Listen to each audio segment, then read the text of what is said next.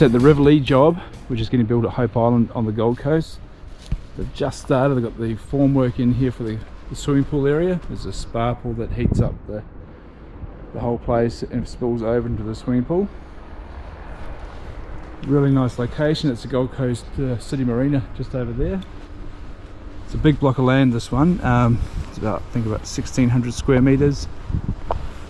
But it's yeah, it's been all replaced with house. There's a massive house going on this property, but as you can see, all the houses in this area are very large.